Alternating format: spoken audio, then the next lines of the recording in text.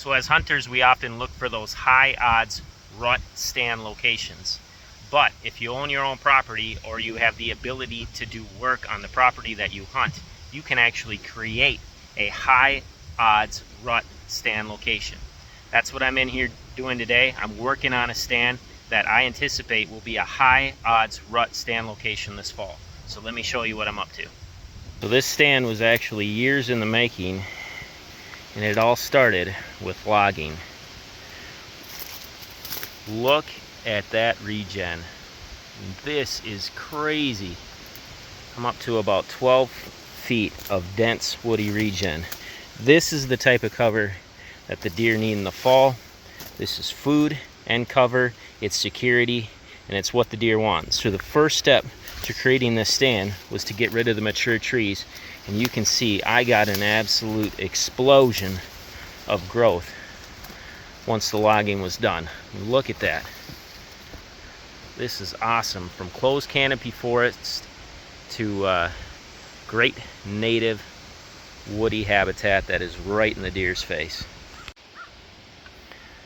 So step 2 was to pull these travel corridors in right next to the deer stand. You can look, it's probably tough to see, but they're pounded down with deer tracks.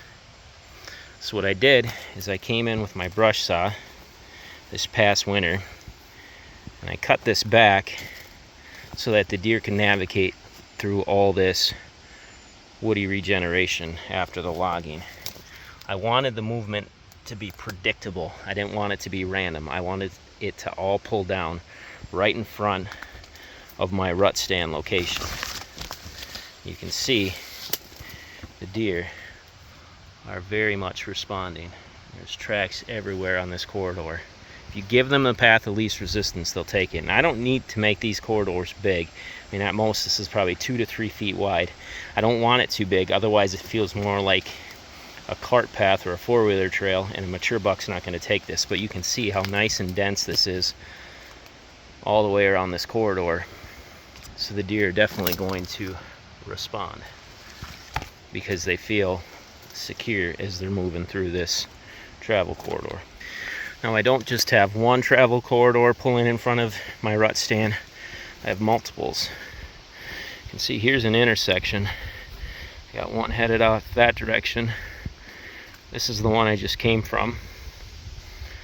And they both pull in front of my rut stand. They cut to the right before I get to the rut stand. They're right there, and I got the rut stand right there. So I got the movement all working in towards the rut stand. This is actually where I anticipate getting my shot at my buck, because I've got a shot at a buck at this spot before. Because the deer, or the bucks especially, like working on the downwind side, which is this corridor of all this cover over here. I got a phenomenal bedding cut over there. I'm not going to step foot in that today. I'm trying to use this as my last day in the woods and pull out of here so that I can let it sit and just marinate for the deer season. But there's a phenomenal bedding cut over there that's very active during the rut, and the bucks love to run this corridor to scent check the downwind side. Northwest is coming this way, and they'll run this to check that whole travel corridor, or that whole bedding area. So this big old maple got blown down by the wind, so I took advantage of that, and I made my corridor run right underneath it, and I set up this little guy right here. So that is a mock vine. I just put that up today, and this was already sprayed back, so I didn't have to spray out a spot for it. Normally I would spray out a spot, but I love to put these vines right on travel corridors, because what happens then is once that first deer hits it, it can be a fawn, a doe, a buck, it doesn't matter. They start that scent station, which starts that communication hub, and then every deer that walks through here is going to start hitting that and build up the scent on that, and that is going to be a great spot to try to get a buck to stop during the rut. So if I get the buck coming this way, or even if he comes down this travel corridor, he's going to know about this potential scrape, or this, which will be a scrape spot right here. I can pretty much guarantee it. He could come check this, and when he checks it, I got a great shot right there. Now as I'm doing this video, I see one dead fallen branch I got to get rid of, which I will, but I'll have a great shot. It's going to be about probably 23, 24, maybe 25 yards from the stand right to here. So this is where I want him to stop, and I can get that quartering away opportunity. But I knew this fallen tree was here, and I purposely put this corridor here because I wanted to put a mock vine so I could set up my kill spot. So again, I got another corridor pulling right in here, right into this main one that goes left and right towards the vine. This gets a little tight, about 10 yards from the stand. That's all right, I have the whole trunk that I can use for cover. So if the buck's coming this way, I still get that broadside shot because I turn the corridor out right here. So everything's pulling into this stand location. And here's the view from the stand. Look at that. Multiple good shooting lanes. There's a corridor going right underneath. And that's where I anticipate getting my shot. Right there, you can see the mock vine. It's funny, I was sitting here earlier. I literally had a little buck come right behind me. Took a video of him. He got downwind of me and eventually boogered up a little bit and ran back to where he came from, but well within bow range. So this spot is just an absolute hub when it comes to rut activity. I love this spot.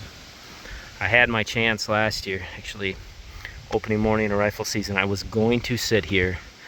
Everything, that was the plan, and then last minute changed my mind and actually ended up having the buck I was trying to hunt, one of the two bucks I was trying to hunt, poke out at the end of the shooting lane, coming out of the bedding, or no, actually going into the bedding cut that I made. That's really, really strong over here.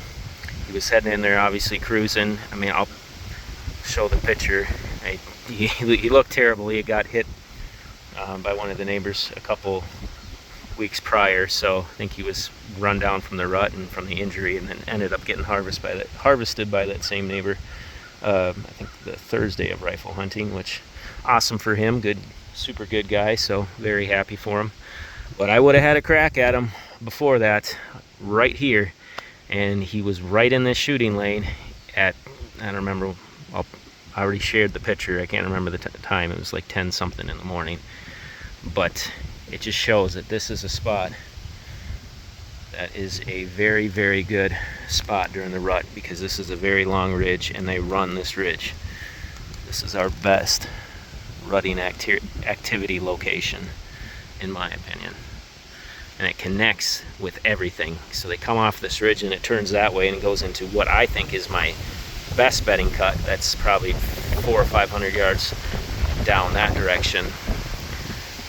So all the activity links up. You could sit here and see deer all day because it is a very, very long corridor here of timber, from literally goes from our south boundary all the way out to our northwest boundary on a 270 acre property. I don't know how long that is. I gotta think it's at least a half mile, and it all links up. But it's a great location, fun spot during the rut. So here's my access into this stand. Now this had been food prior because we could slip kind of right through there to get into our stand and not bump them. But this food, as I've shared in other videos, was kind of working against us because it split the movement in this woods. Some would go down, some would go up. We want everything going up. So this all got planted in trees, so that's going to make this axis a lot stronger over here to not have to get close to food when we bump into here. And then I can slip kind of right in the back door, right up here, and get up into my stand and wait for the movement to come from the west off of the main food sources. You can see I sprayed down my axis into my stand too. Now of course the deer will use this some as well, but it doesn't really link up as like a main travel way. It's just coming in off the spruce planting out there, so I don't anticipate a lot of activity on that trail. And this bare dirt out here is what's going to set up the whole line of movement back in the timber. So this is the main food sources. This is going to be a green plot where it's bare right here.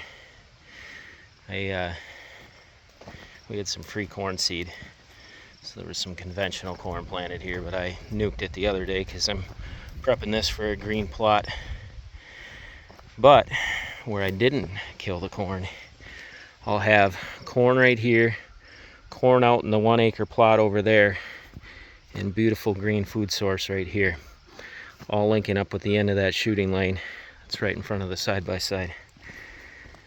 So that sets up the line of movement where I can slip, like I said, in the back over there and come up. The deer will be out here, and I can wait for them to filter back to bedding and then start cruising during the rut. Let the bucks start bumping the does and start pushing action towards me, because that's what happens. Last year I sat right in a bedding cut I made, and gosh, it was fun. It was one of the most fun hunts I've had on the deer stand. That's actually where I sat the morning I was gonna sit here, where I would have got a crack at that nice 9-pointer that I was trying to chase. But still a really fun hunt. Watched 4 different bucks just cruise all over the bedding cut that I made, and the activity was, it was just fun to see them relate to the work that I've done. So here's where they'll kick back into the shooting lane, and I can already see them way down at the end there if it was rifle season. My primary type of hunting is bow hunting. Last year I shot a buck with the rifle, but that was my first rifle buck in Minnesota since 2007. So the goal really is bow hunting. That's why the travel corridors pull right up to that deer stand. But it's all about linking this all together, linking all the attraction together. We got the food, we got the bedding, and there's me sitting on the downwind side of all that bedding waiting for the bucks to come by. So that's the plan.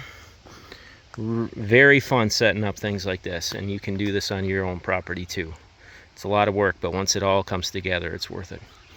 All right, y'all take care. God bless.